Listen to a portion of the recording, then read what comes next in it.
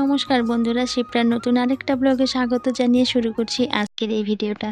কাছে কিংবা দূরে যে যেখানেই আছো, আশা করছি সকলেই ভালো আছো। তোমাদের ভালোবাসায়, ঠাকুরের আশীর্বাদে আমিও কিন্তু মোটামুটি ভালোই আছি। তো এই যে মেয়েকে আনতে গিয়েছিলাম স্কুলে, তো সেখান থেকে এসে কিন্তু এই যে আমি সেজে গুজেই কিন্তু ধানগুলো ঘাটছিলাম, কারণ সেখান থেকে এসে আর ঘরে যাইনি। তো ভাবলাম ধানটা একটু ঘেটে নিই, তারপরে হাত পা ধুয়ে ঘরে যাব, তারপরে চেঞ্জ করে নেব। তো এদিকে আমি যখন ছিলাম না, মা ঘেটেছিল। আর রৌদ্রটা তো একদমই নেই, তবুও রৌদ্র না থাকলেও কিন্তু ধানগুলোকে ঘেটে দিতে হয়, তা না হলে কিন্তু যে ধানগুলো, নিচের ধানগুলো একদম ভেজা থাকবে, একটুকু শুকাবে না, আর ধানগুলো নষ্ট হয়ে যাবে তাতে। আর ধানগুলো সিদ্ধ করেছি আজকে 3 থেকে 4 দিন হয়ে গেল। এতদিন রৌদ্র থাকলে কিন্তু আমার ধানগুলো শুকিয়ে যেত। তো চারপাশটা দেখতেই পাচ্ছ কীরকম। তারপরে কিন্তু এদিকে চেঞ্জ করে চলে আসলাম বিকেলের কাজকর্ম করতে। আর আজকে ভিডিওটা শ্যুট করতে অনেকটাই দেরি হয়ে গিয়েছিল, সেই 2টোর মতো কিন্তু বেজে গিয়েছিল। তো ভাবতে ভাবতে কিন্তু এদিকে কাজ সারতে সারতে অনেকটা দেরি হয়ে গেল। তো ভাবলাম তাহলে এখান থেকেই শুরু করি আজকে ভিডিওটা। তো এদিকে আরেকটা এক্সট্রা কাজ কিন্তু আমাদের এখন বেড়ে গেছে, কারণ ঠান্ডায় যে প্রচুর কিন্তু ঠান্ডা পড়ে গেছে। তো আমরা তো লেপ কম্বল, কাঁথা কম্বল নিয়ে ঘুমাচ্ছি, কিন্তু এই যে গরুগুলোকে কি করতে হয়, তার কিন্তু একটা ব্যবস্থা কিন্তু করতেই হয়। তো যে ওদেরও কিন্তু ভীষণ ঠান্ডা লাগে, যেহেতু ওরা মাটির মধ্যে ঘুমায়। তো এর জন্য ওদেরকে কিন্তু এই যে খ্যারগুলো দেখতে পাচ্ছ, এগুলো কিন্তু বেশ সুন্দর করে কিন্তু বিছানার মতো করে দেবো, গোয়াল ঘরে বিছিয়ে দেবো। তো এগুলো বিছিয়ে দিলে এগুলোতে কিন্তু বেশ ভালো গরম হয়। তো যেগুলো কিন্তু এখন প্রতিদিন শীতের সময়, যে শীতের কয়েকটা মাস, এগুলো ওদেরকে এখন আমরা বিছিয়ে দেব। তো সকালবেলা বের করে রোদে দিয়ে দেওয়া হয়, তারপরে কিন্তু এই যে বিকেলবেলা ঘরে মানে এগুলো বিছিয়ে দিতে হয়, তারপরে ওদেরকে ঘরে দিতে হয়। তো যে সেই কাজটাই কিন্তু করতে আসলাম। তো এই যে এক্সট্রা করে একটা কাজ কিন্তু বেড়ে গেল। এমনিতেই সংসারে কিন্তু কাজের মানে শেষ নেই, তার মধ্যে আবার এই যে এই কাজটা তো করতেই হবে, কারণ গরু বাছুরকে কষ্ট দিলে কিন্তু একদমই ভালো লাগে না। কারণ আমরা দেখো, হিন্দুরা কিন্তু গরু বাছুরকে কিন্তু দেবতা মনে করি। তো গরু বাছুরকে মানে কিভাবে একটু ভালো রাখা যায়, কিভাবে রাখা যায়, সেটাই কিন্তু আমরা চেষ্টা করি।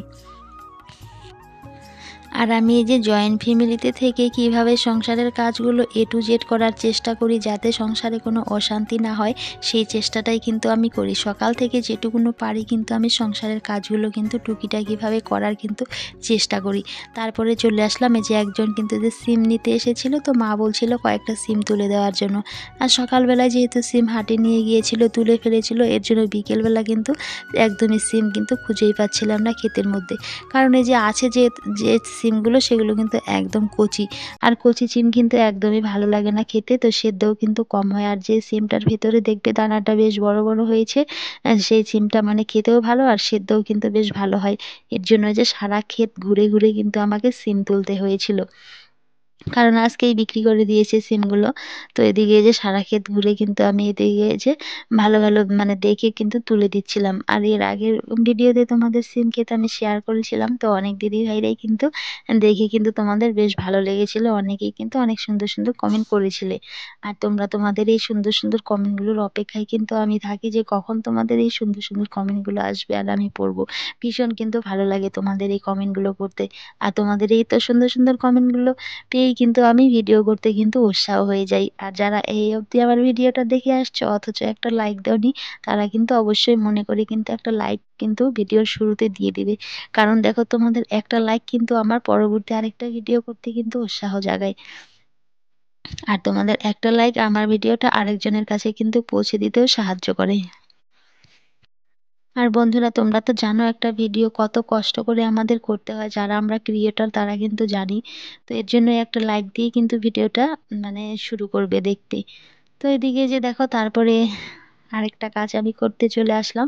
তো এই যে বাছুরগুলোকে আনতে কিন্তু এদিকে চলে গেলাম। তো এদিকে এই যে পটল ক্ষেতের মধ্যে বাছুরগুলো বাঁধা ছিল, সেগুলোকে আনতে চলে গেলাম। তো ওই যে ওদের মাগুলো কিন্তু ভীষণ ডাকাডাকি করছিল। তো এর জন্য যার যার মানে ছেলে মেয়েকে কিন্তু তার তার মায়ের কাছে কিন্তু আনতে গেলাম।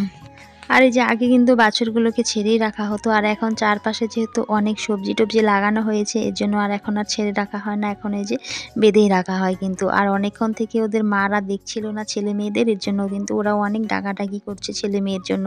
তো ভাবলাম তাহলে ওদের কিন্তু এনে দেই ওদের মায়ের কাছে, তাহলে ডাকাডাকিটা একটু বন্ধ হবে ওদের।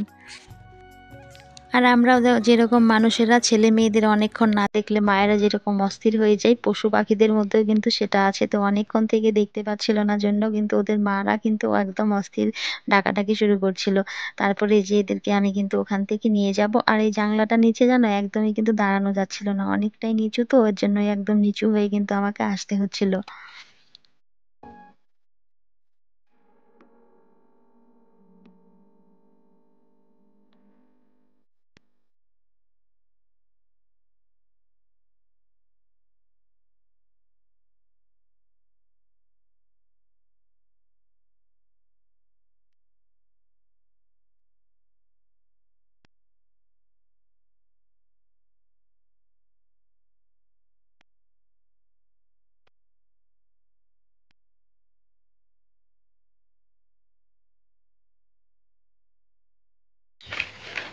তো বন্ধুরা, এই যে মেয়েকে তো একবার আনতে গিয়েছিলাম, তো এখন আবার যাচ্ছি, একটু বাজারে দরকার ছিল।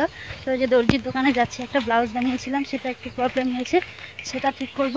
আর একটা প্রেশার কুকারের ঢাকনা খারাপ হয়ে গেছে, সেটা ঠিক করব।